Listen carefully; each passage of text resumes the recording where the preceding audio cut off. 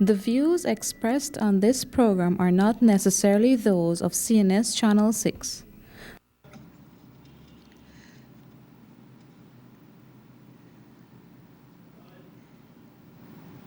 Good afternoon, viewers, and welcome to Matters of Public Importance, right here on Channel 6. I'm yours, Gail Teixeira, representing the People's Progressive Party and the Parliamentary Opposition.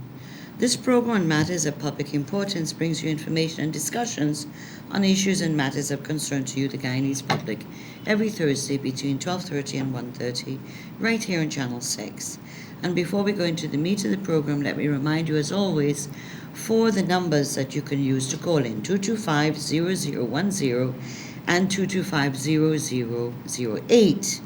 Please remember, if your number is blocked, I won't be able to take it. Today is October 17th, and since we last met in this program, we've witnessed an alarming increase in crime. In fact, if we take the month of October thus far, from October 1st to now, we've witnessed a horrific increase in robberies with weapons, robbery murders, domestic and sexual violence, murder-suicide, murders of fishermen due to piracy. In 1 week, 6 men have been murdered, 2 in Region 1 and 4 in Region 6. Traffic fatalities, we've had 5 persons die in 1 day alone in 1 accident. And all these are crimes that are reported, that we read in the newspapers.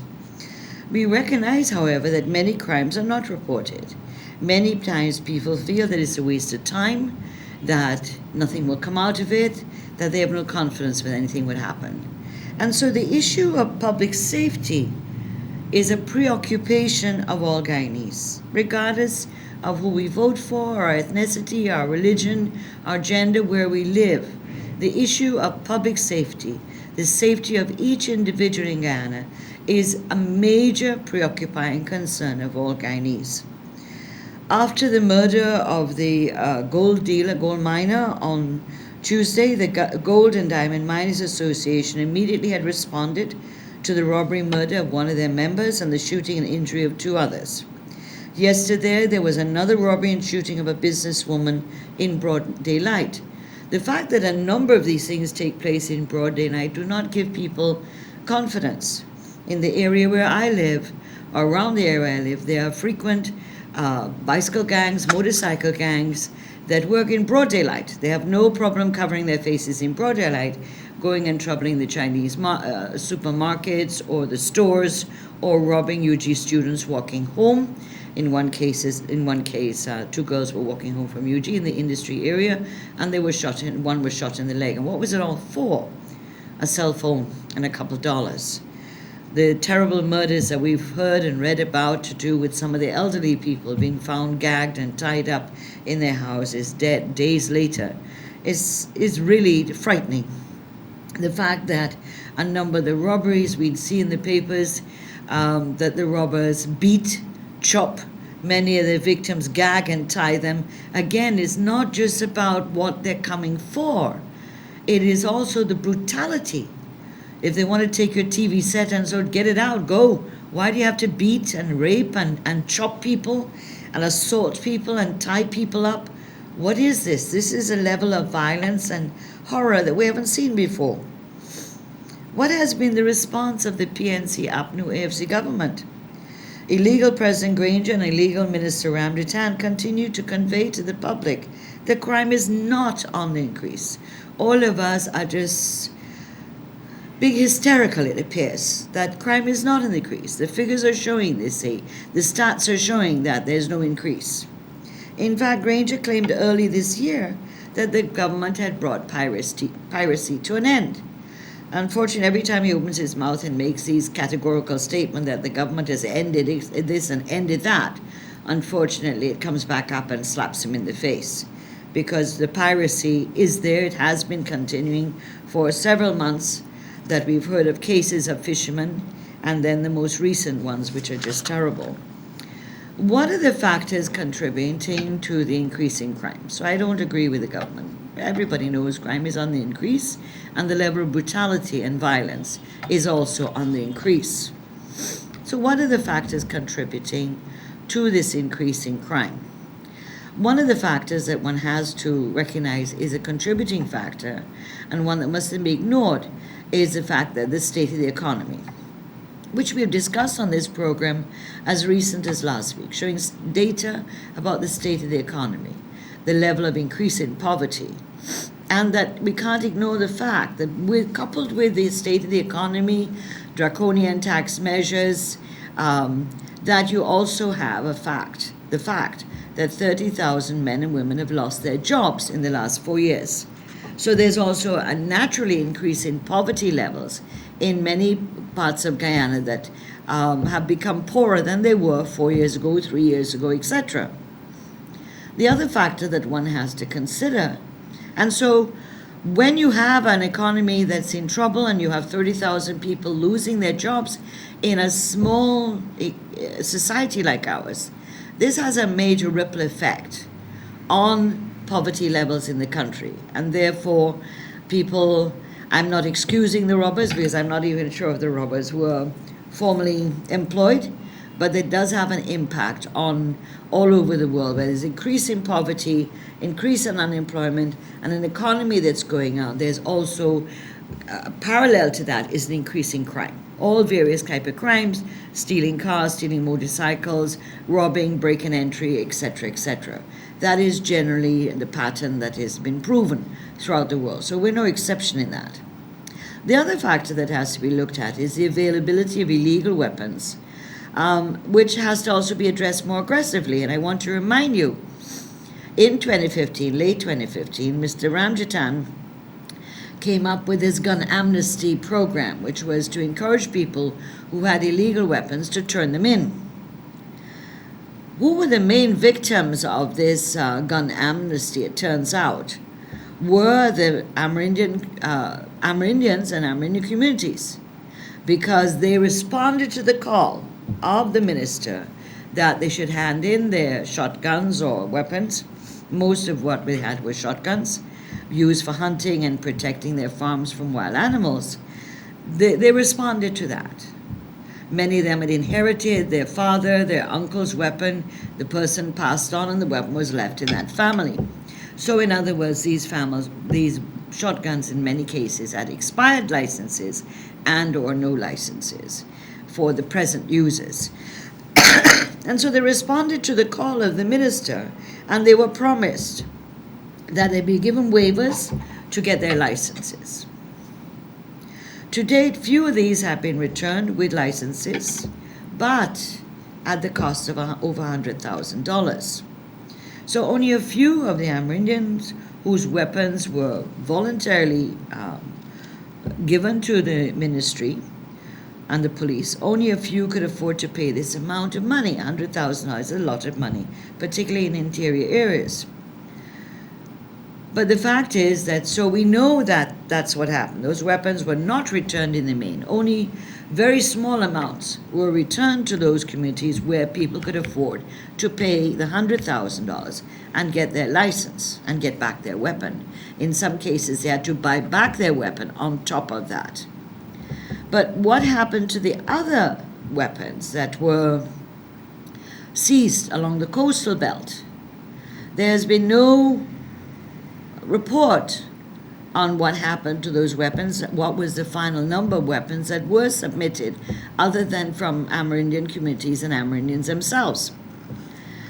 So there's silence. So where are these weapons now? Are they locked up in some depot? Are the records being kept carefully of these weapons that were seized?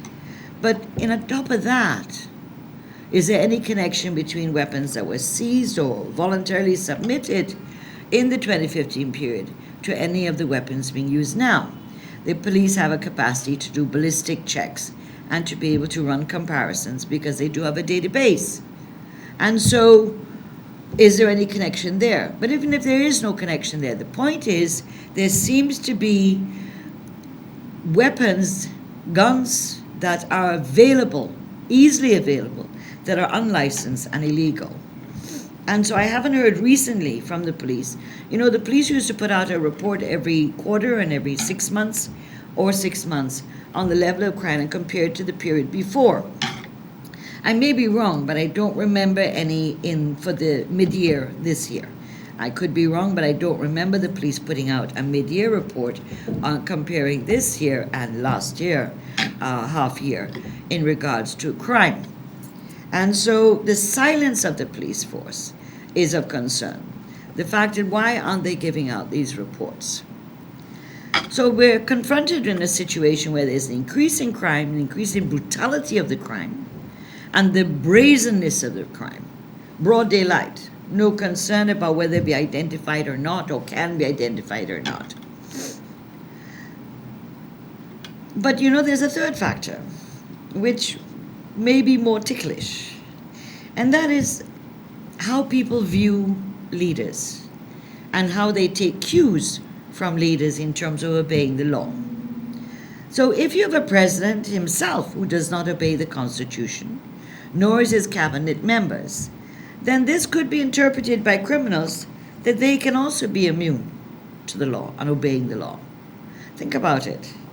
Because there is an attitude, even among criminals, that if so-and-so can get away with it, why can't I?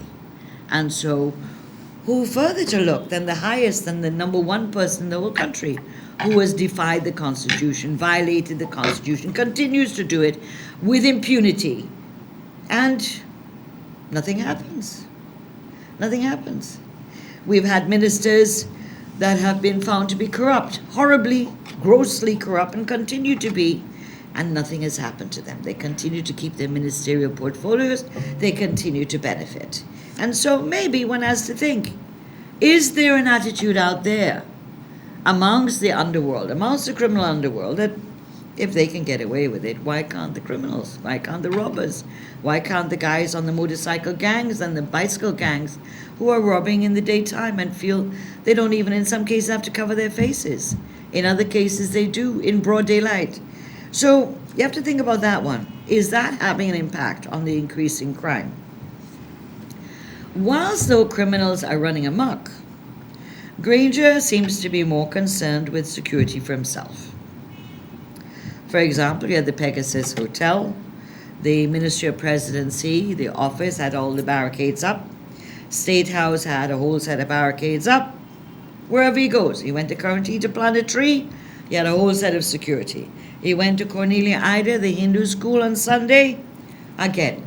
In fact, on Sunday, at CI, and along the road leading to CI and from CI, it is recorded that there were 140 policemen on duty, with 12 officers of the Guyana Police Force on duty. And don't count the plainclothes police, because you may not be sure that they are plainclothes or not police. So you have 140 police on a Sunday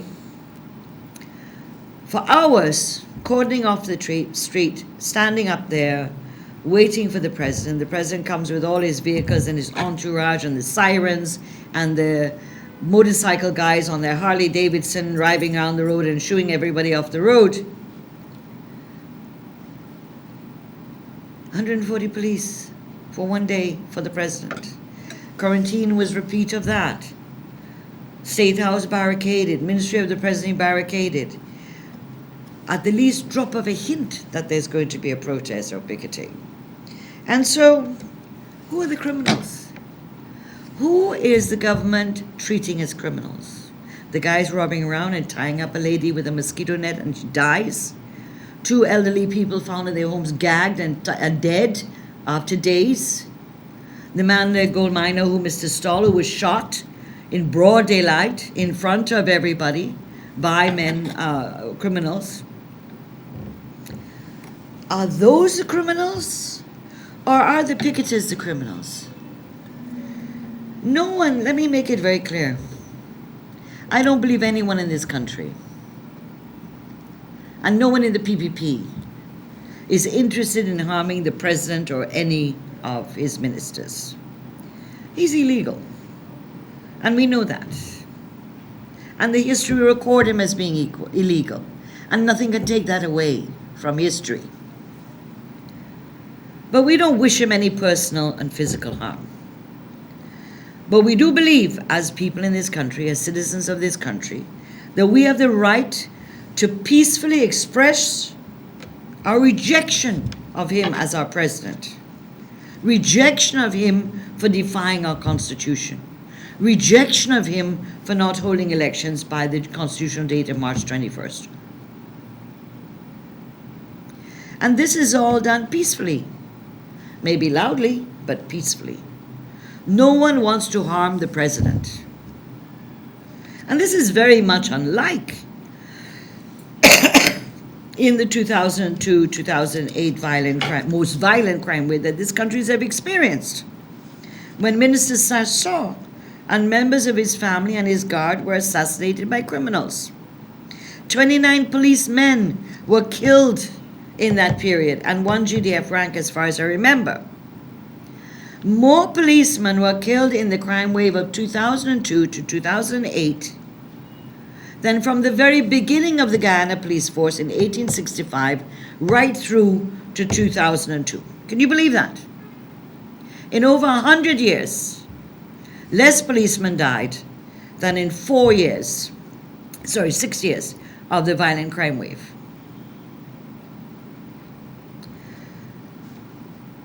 According to Mr. Granger, when he was speaking at the 62nd anniversary rally in Linden, he said, and I quote, it's in the papers, "We've done away with the hooliganism of the PPP, the massacres, the troubles. We have done away with the death squads and the phantom units," end quote. So, Mr. Granger, ignoring completely what is going on now.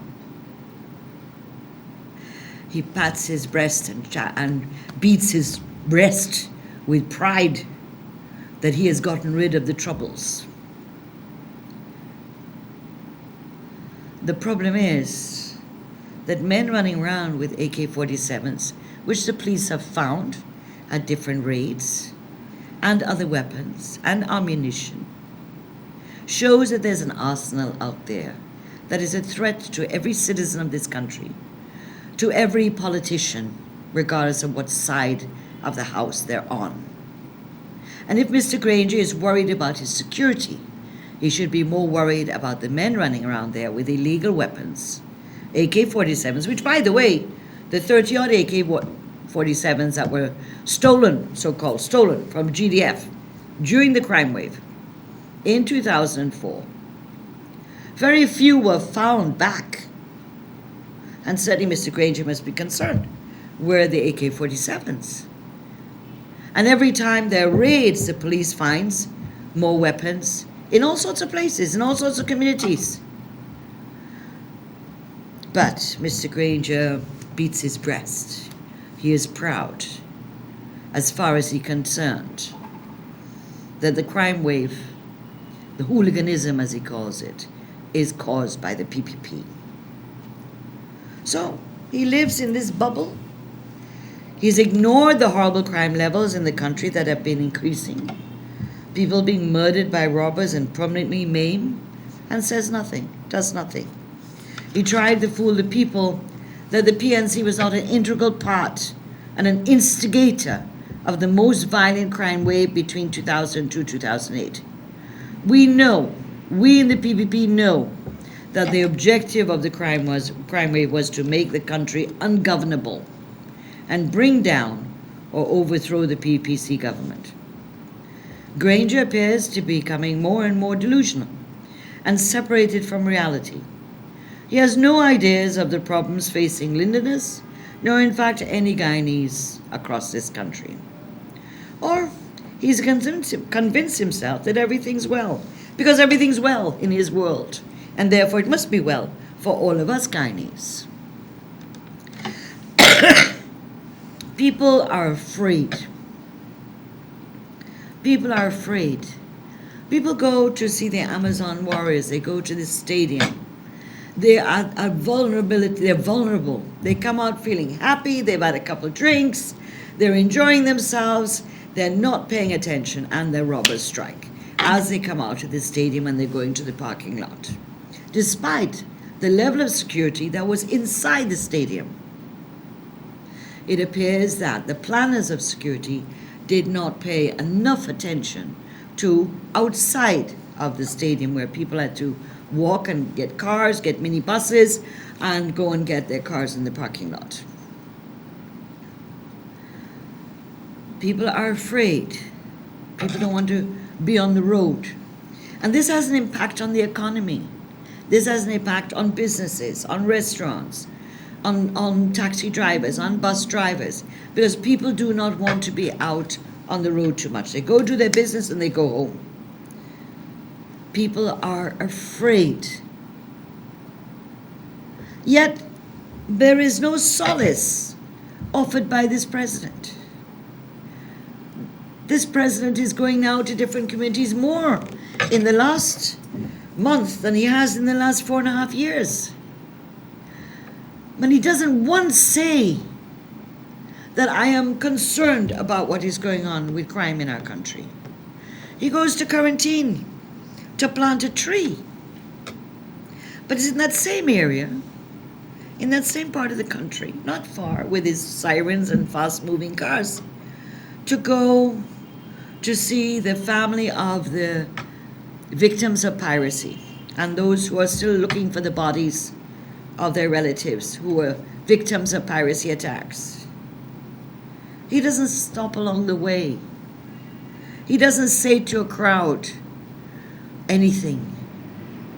Even on the day of the accident, where 5 people killed in the traffic accident, he walks in, looks down, I assume, at a body, and walks away.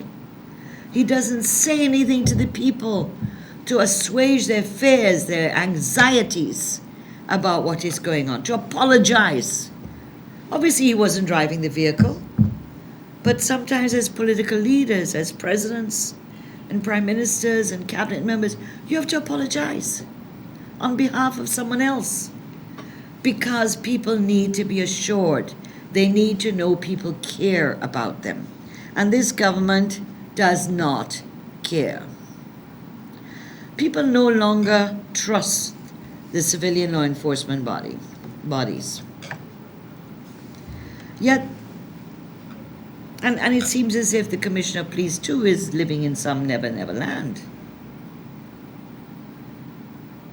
People don't trust the judiciary now. They don't trust the legislature, the president and cabinet. They don't trust the judiciary to have a fair trial. This is a general attitude out there. There has not been one public announcement by the Commissioner of Police or whoever's acting for him, because I see that there have been several orders signed by the president to have someone act for the Commissioner of Police. The Commissioner of Police has not made one statement, nor his PR department one statement in this year to say to people, we know you're worried, we know you're concerned, to the Guyanese citizen, and say, we are trying our best. Here are some of the issues we confront. We're asking for your cooperation, but we also are going to make more and more efforts to stop the crime in our country, to reduce the level of brutality and senseless deaths that is going on. Commissioner of Police is silent. The Minister Ramjatan, illegal Minister Ramjatan, illegal President Granger, say nothing. Nothing to assure the people that they're working assiduously to control the crime situation. Yet, the police were spurred into action to make a statement threatening people who were involved in protests at Pegasus Hotel. So they're not saying anything to the victims and the families of the victims and the general public about the violent crime wave. But they were, and I know they were instructed, but nevertheless it came out on the letterhead of the Guyana Police Force that, about the Pegasus incident, intimidating and threatening people in regards to this action, and that they're going to investigate. I don't know what an investigation has showed. As a former Minister of Home Affairs, I work with the Guyana Police Force. The Guyana Police Force is a civilian law enforcement body responsible for public safety. I know that many in its ranks are unhappy and dissatisfied with what is taking place. But they must remember their constitutional and legal mandate to protect the people of this country and not to carry out unlawful instructions that they're given by the politicians in the government. I have worked with the Guyana Police Force in the bad times. I know the good, the bad, and the ugly. There are good cops, there are bad cops. But I believe that the majority of police want to do a job. They want to uphold law and order. They do not want to feel that they're incompetent, inept to be able to capture some of these criminals. We must also remember that Ramjatan came in and met different layers of what was called eyes and ears to help the police. There were neighborhood police that are part of the police force but are persons who are given rural constable status in neighborhoods, in communities. They wear a uniform, they report to the police station. And then you have another layer, which is the community policing groups, who are voluntarily. They're not paid at all. They report and deal with the nearest police station. In the PPP time, they were given vehicles, boats, where they needed in the riverine areas and other areas. At least in each group, these were volunteers, that one person was trained as a rural constable and would get a precept and be able to carry a weapon. The community policing groups, if they use their own vehicles, they were able to go and get a chit from the police and have the gasoline they spent driving around night watching our houses compensated. In other cases, if they were using vehicles provided by the police force, the police filled it with gasoline, etc. What did Mr. Ramjatan do when he came into office? Dismantled the area, in other words, not dismantle, I think what it would be the more correct word is to say he demobilized them by taking away whatever resources they had. So those who had vehicles, it was taken away. Those who depended on the fuel for their own vehicles, that was taken away. The weapons were taken away. The boats were taken away. The ATVs were taken away. And so one of the key components that helped in crime fighting after 2008 was the presence of the community police groups driving around areas with T-shirts that identified them as community policing, so people wouldn't think that they were robbers driving around themselves. All that Mr. Ramjatan got rid of. So there are community policing groups, they have batons. Some drive around when they can, but they can't do it all the time because then they have to use their own fuel, their own vehicle, etc. And they have to work they volunteer at night and then have to go to work next day. And so Ramjatan must recognize that he is at fault, too, for the crime wave in this country by dismantling a key component of what was called the eyes and the ears and bringing to the police force layers of other volunteers, civic-minded citizens who are working in tandem with the police. However, what drives Mr. Granger? These terrible robberies, sexual and domestic violence, leading to murders and suicide, children who are raped and sodomized and murdered. What drives him? Well, after the terrible accident involving one of his cars, one of his escort cars, he announced that there'd be a commission of inquiry into the horrific accident, which took 5 lives. The driver responsible was a policeman and a member of his huge escort convoy. I have counted 9 vehicles in his escort when they're flying by you on the road. Depending on where he's going and where he thinks the threat is, you sometimes have the 9th vehicle full of policemen with weapons. So he is having a commission inquiry into this accident.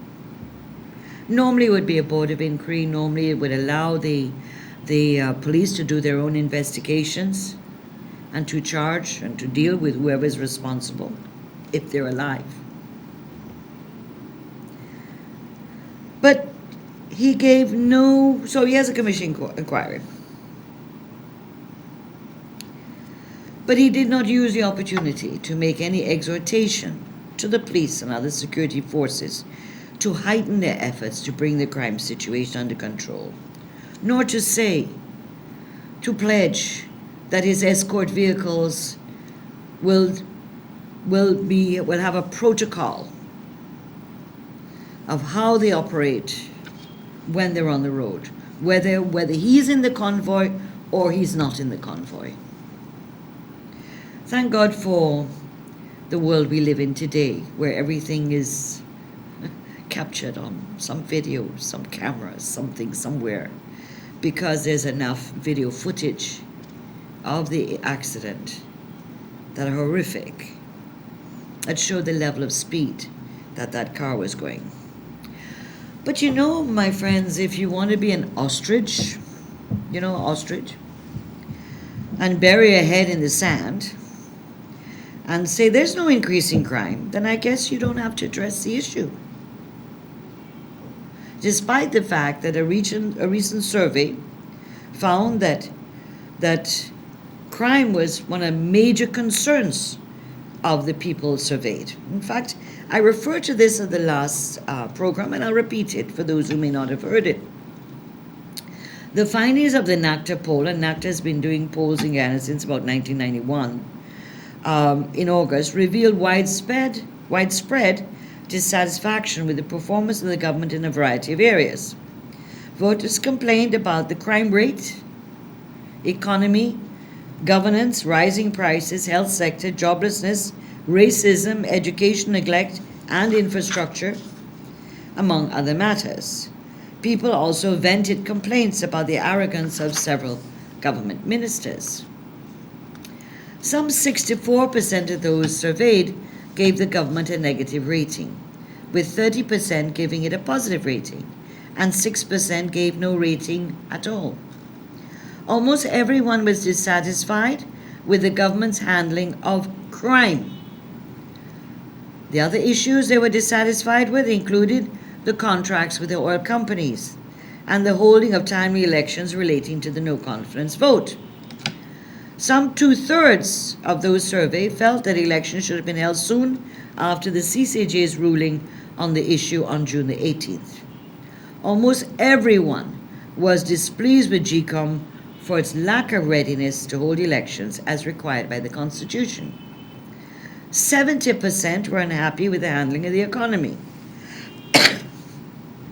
People did not express much confidence in the future of the country, even with oil production on the horizon. Asked if the country is moving in the right or wrong decision, 84% of those surveyed said wrong direction. But Granger continues to live in a bubble. We'll win again, he said.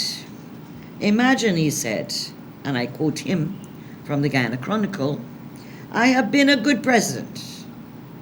I quote him again. Although there have been some disappointments in the last 4 months, I am very confident that I will be re-elected, he says. And maybe that's a good point now to move to GCOM and the preparations for the 2002 March the 2nd elections. As you know, the claims and objection period started October 1st. And I did refer to this in the last two programs. But again, I wish to remind you that the voters list, the preliminary list of electors, is available on the GCOM website, where you can check for your name and which area you live in, where your name may be. If you're not sure, call Freedom House 227-2095, and they will put you to the Secretariat, which will be able to search your name and ID card on the list. In addition to that, there are PPP members who have the list, going into the various communities, doing house to house. If you see them walking around, you can stop them and ask them to check. To date, and I'm bringing this to your attention, to date, GCOM has not started an education program for persons in the claims and objection. In the interior, many of the preliminary list of electors are still not posted up, although the order signed by the chairperson said all lists had to be posted up by the end of September. A number of the ROs are saying when they go in mobile in those far areas, then they will take the list in. The problem is that people have not had a chance to peruse it. And of course, we know that GCOM sometimes goes into these areas and rushes through because they're late, or they don't tell the people that they are coming in the first place.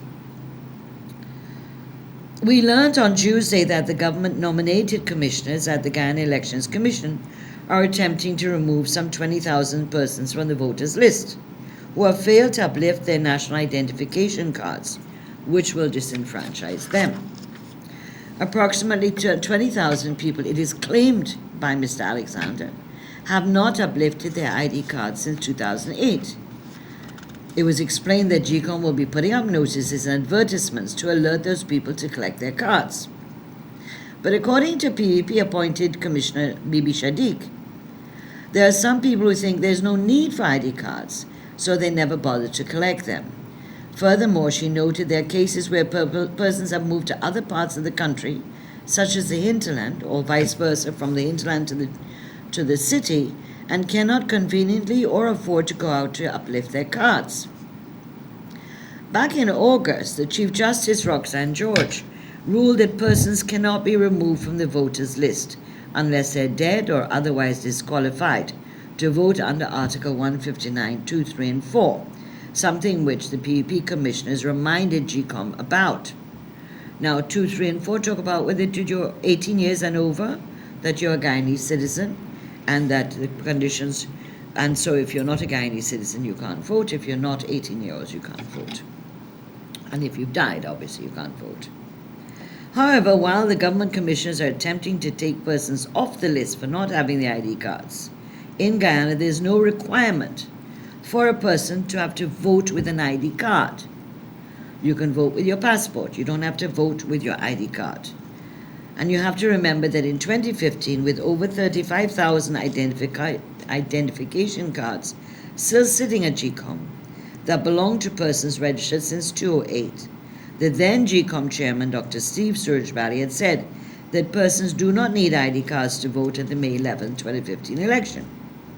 And I want to remind you, this 35,000 that he was talking about, or 20,000 what they're talking about today, which I'm not even sure is correct, includes those who are 14 and up, because ID cards are issued not just to voters, they're issued to persons who register from the age of 14 up. So in that 35,000 in 2015 and or the claimed 20,000 of 2019 by Mr. Alexander, there are persons, one, who have died. There are also persons who were 14 years old at whatever time they registered and who have not collected their cards. Other people may have emigrated. And then I think the large bulk of those are those who've moved around the country and cannot go back to where the cards are. But I want to also go on, before I give you the logistical problem of picking up an ID card in the interior. What must be remembered that the current GCOM chairman, Justice Claudette Singh, it is she who in 1998 in the High Court case ruled that the requirement for voters to have a voter ID card in 1997 was ultra-virus to Articles 59 and 159 of the Constitution, despite the fact there was unanimity in Parliament with regards to the use of these cards. Remember, this was a case brought by Esther Pereira, a PNC supporter who petitioned the High Court to set aside the results of the 1997 elections.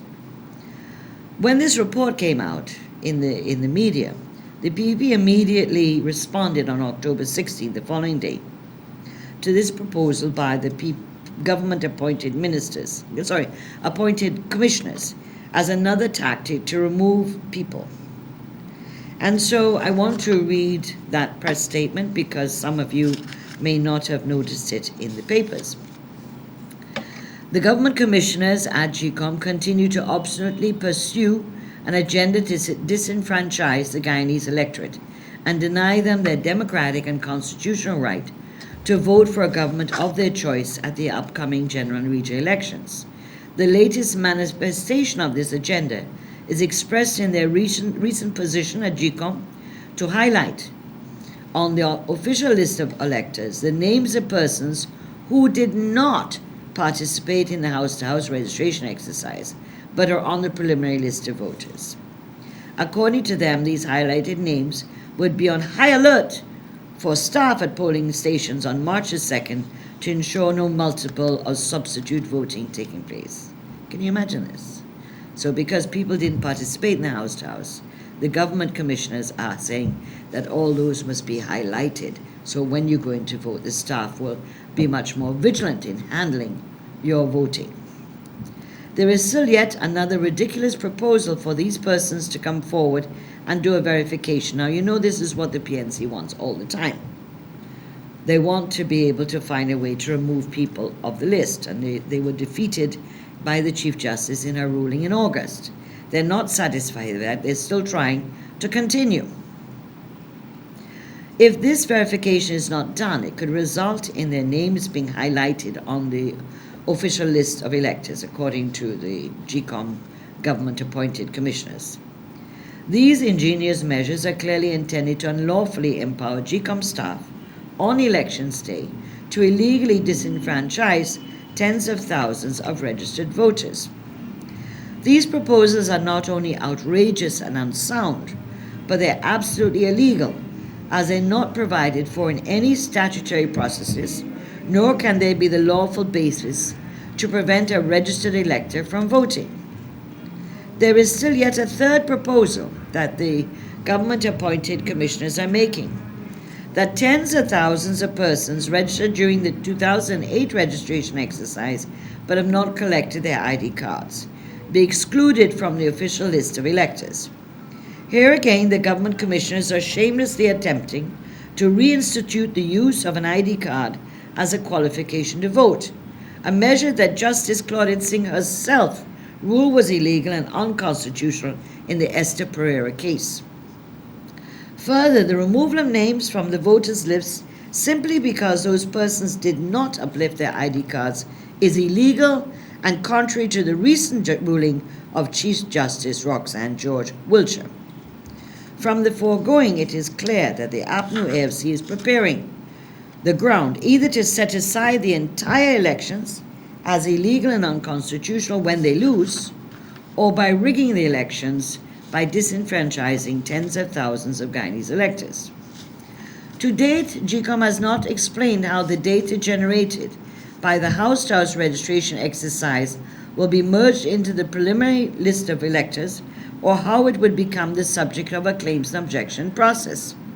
These are important statutory processes imposed by law to safeguard the integrity of the official list of electors and vital to the delivery of credible elections. Instead of working out the details of these important processes and making them public, the government commissioners continue to pursue mechanisms to contaminate, pervert, and illegitimize the electoral machinery. However, the PPP assures every Guyanese that we will continue to expose these mischievous endeavors and struggle to correct them as we continue the battle for democratic, free, and fair elections on March 2nd, 2020. I personally am also concerned, and why isn't the chairman of GCOM? When she must be reading the papers and seeing what the government commissioners are saying, why isn't she coming out in a statement and saying, these are issues that are not decided? The commission has to make a decision. Why is she letting not only the GCOM staff run amok, but the government commissioners running amok too, as if they are driving and reporting on what GCOM is doing, when in fact GCOM hasn't made a decision? My dear friends, therefore, it's important that people go and collect their national ID cards quickly. That is, those who were registered pre-November 2018. If they're 14-year-olds and up who didn't go and collect their cards, they were registered, they should do so, just because they should have their cards on them as a form of identity. For persons who have died, unless there's a death certificate, there's nothing that can be done. But, for example, there are logistical difficulties people experience, especially the interior. In Region 7 has 2 offices alone for GCOM, one at Bartica and one at Camera. And this covers the entire region, from Cayuni all the way down to Bartica. And that's Middle Mazaruni, Lower Mazaruni, Upper Mazaruni, Cayuni, the riverine areas of Mazaruni, Essequibo, and Cayuni, as well as Bartica. If during any of the continuous registration exercises, whether 208, 2008 house to house, or any of the continuous registration exercises hence, GCOM would go in and do mobiles in 70%, 80% of Region 7 is done by mobile GCOM because there are only 2 offices. People would have registered to get their cards when the exercise is over. They have to now go to pick up their cards. How do people from Cayuni get to Camarang office to collect their cards? How do people from Mid-Mazaruni collect their cards from Bartica? These are great costs for people. Some people move to Georgetown, others move from the coast into the interior. So they have to be able to pay by air or by boat to come out and collect their cards. Why doesn't GCOM instruct the registration officers that when they do mobiles in this period, 2019 claims and objection period, they walk with the national ID cards of those people who were registered in those areas who didn't collect their cards. Every registration office has the details on each one of us that are registered. So if I didn't collect my card, they can check the record and they can find where I live, if there's a telephone number, how to reach me on the coast. This is not rocket science, and therefore there's no need for taking people off the list. What GCOM needs to make a decision that the GCOM, particularly in the interior areas or faraway areas, riverine areas, that when they're doing mobiles, they carry the cards for those communities that have not been uplifted as yet. Well, we have breaking news because we're coming near the end of the program. Jean-Pierre Kingsley, who served as Canada's Chief Electoral Officer for 17 years, has accepted the invitation of the GCOM Chair, Justice Claudette Singh, to provide technical electoral aid to the Chair. It is understood that Kingsley has met with Justice Singh, the Chief Elections Officer Lowenfield, and senior staff of GCOM Secretariat, GCOM commissioners, political parties, and representatives of the diplomatic corps. This is good news that we have now a retired Chief Elections Officer who has worked in the Canadian Election Bureau, who will now be working with Chairman GCOM. There will also be a European Union assessment mission to Ghana next week to meet with GCOM, etc., and to assess the needs of GCOM to ensure tamper-proof and free and fair elections. Remember that the UNDP offered since last year the support of an international ICT specialist. This offer, as far as I know, is still pending. And so we are preparing now for elections, my dear friends. The PPPC is now going full throttle ahead, preparing for elections, election campaign, and of course, winning the elections. Just for a few minutes, and that is that the National Tushars Conference, as you know, ended last Friday. This annual conference is no longer what it used to be, where over 200 Tushars and leaders of the communities would come to bring their proposals, their representations, and meet with the President and the Cabinet members to iron out what were problems, to make decisions, and to give agreements on release of funds to solve some of the problems. It is no longer like that. The Tushars are subjected to long presentations and lectures and PowerPoint presentations by ministers and heads of agencies, giving them very little time to ask questions, and worse yet, to make their own presentations and represent the needs of their communities. They try to raise their land titling issues, the increase in mining concessions, given out by the government which is encroaching on their lands.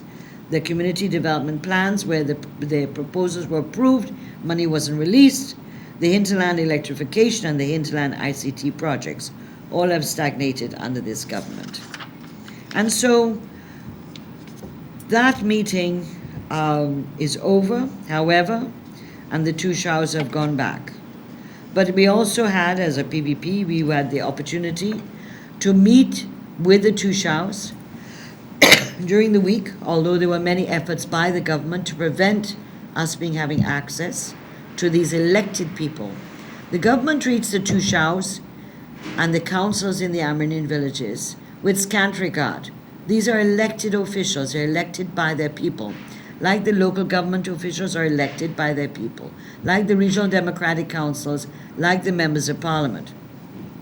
And so they have treated these with scant regard. However, we did propose, and we made it known to the Amerindian two showers and the communities, that we will be holding a conference, a national development conference in April 2020 for Amerindian communities to initiate the resumption of development of these communities. And in fact, we also made the draft agenda and the proposal of themes available to all the two showers during who attended the conference. So, my dear friends, as of today, there are 136 days, or 4 months and 13 days before March 2nd, E-Day. We will continue to assert our right under the Guyana Constitution to exercise our sovereignty and our power to elect our representatives to govern our nation. Let us be vigilant and ensure that we have free and fair elections. I wish you all the best this weekend. I know I didn't give you time to call in today. My apologies. You have a blessed week. Please, no drinking and driving. We've lost too many people just in the last 2 weeks in road fatalities. Young people, older people. Every person is important. Every person is special. And therefore, every time persons are murdered, killed, and die in road accidents, it is a terrible tragedy for our country. And so please have a blessed weekend. Don't drink and drive. If you are drinking with friends, maybe you can catch a taxi home. Maybe someone who hasn't been drinking could drive. But please be careful. And no speeding on the road. You know, everybody who dies on the road is loved by somebody. Is somebody's mother, father, daughter, sister, granny, auntie, cousin. We all are important, and therefore please, when you're on the road driving, please think of that none of us are alone. We have our families, we have our relatives, and these deaths, whether by robberies and murders or by road fatalities, hurt families unbelievably for years and years to come. And so please take care of yourselves. We'll meet each other next Thursday between 12:30 and 1:30. And as I said, when elections are held on March 2nd, 2020, we in the People's Progressive Party Civic Government shall have to start all over again, as in 1992, to reconstruct, to put this economy back on a firm and stable footing, and restore the programs which help the poor and vulnerable and those at risk, and restore the independence of the judiciary and legislature from executive interference, and protect the rule of law and democracy. You have a good weekend. Take care, have a good week, and we'll meet again next Thursday right here at 12:30, right here on Channel 6, on matters of public importance. Take care. Bye-bye. Thank you.